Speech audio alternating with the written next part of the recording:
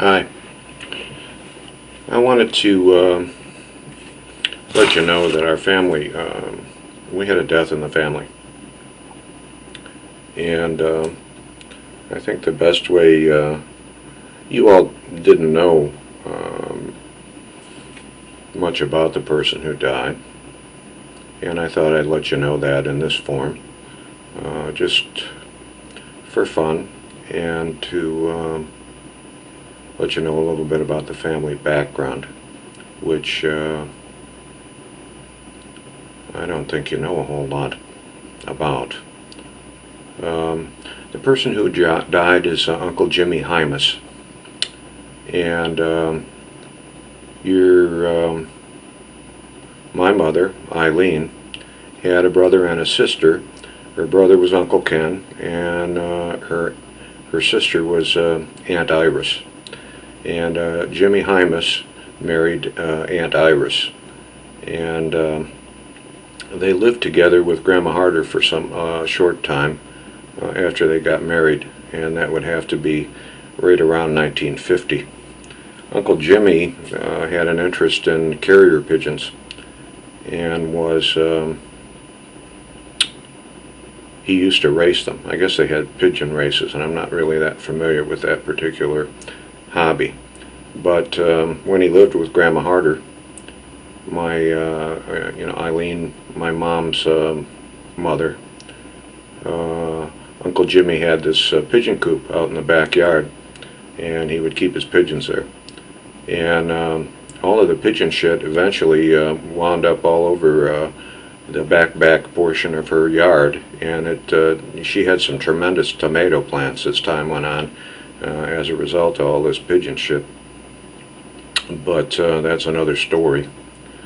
So Uncle Jimmy and Aunt Iris were married, and they had 3 kids that I know of, and they may have had others later, but for now I'll just tell you that they had 3 kids. Alan was the oldest, Susie was number 2, and Karen was number 3. And they lived in Roseville, Michigan, at least for the time that I knew them very, very well. And they lived there, and again, Uncle Jimmy had a pigeon coop there. And they had a very small house. I think they had a 1 or a 2 bedroom house, and a big yard. They had a lot, actually, an empty lot next to their house where I think they owned the property. Had a tremendous weeping willow tree out there, and they had a pear tree.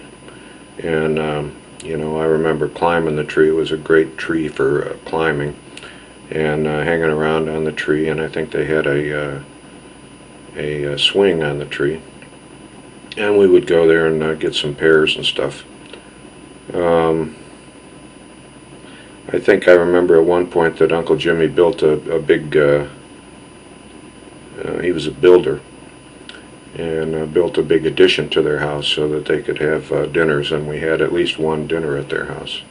Uncle Jimmy, as a worker, was a excellent lather, L-A-T-H-E-R, and later on more of a carpenter and a drywall man. I think lather they did some plastering type work. I think he did plastering also, but he did that kind of work, and he built houses, and I think he and Alan apparently built a house that they moved into later, but I didn't know about that until Vicki told me about it fairly recently.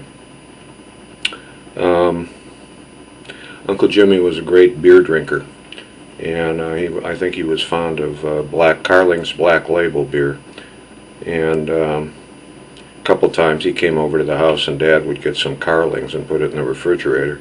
Dad never drank at home, so the only time we had beer in the refrigerator was when Uncle Jimmy came over.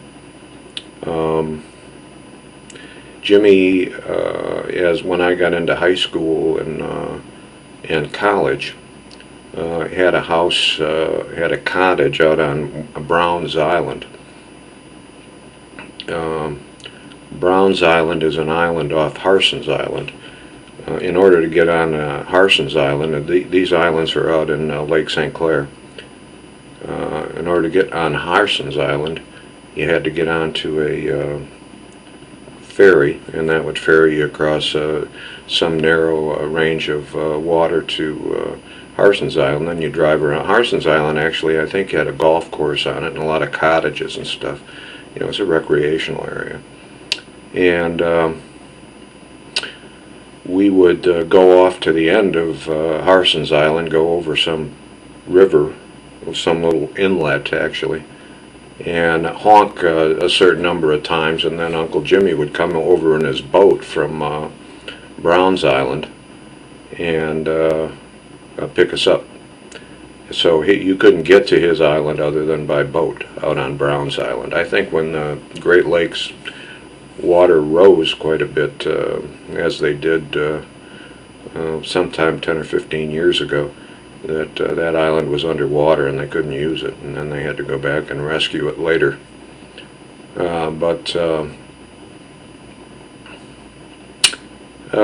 Let's see, what else can I tell you?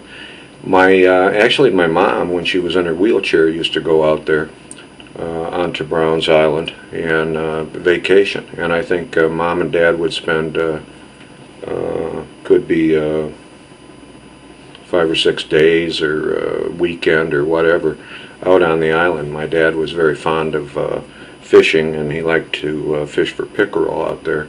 And Uncle Jimmy was an expert at pickerel fishing. The other thing that Uncle Jimmy had a boat for water skiing, and I tried that one time and I couldn't get up. I guess I was either too heavy or too uncoordinated, or I don't know what, but I just couldn't get the hang of it. But I went out there very seldom. I think Vicky and Ron spent more time out there than I did, because I was just out of the house at that time and just didn't have occasion to go there. I think it was in college, and I just didn't get back to Mount Clemens that much at that time.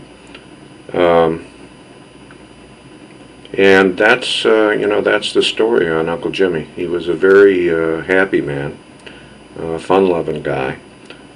He drank most nights, but he was a hard worker too. And I think he was he was one of those people that you would say as a craftsman, in the contracting business. He was excellent at putting the walls into buildings and on the inside, and sealing them up and making them look good. And he worked hard, and that's the truth about him as far as I know. He was a quiet man, didn't make a lot of noise, but funny, and had a good sense of humor. And that's it. That's all I know about Uncle Jimmy.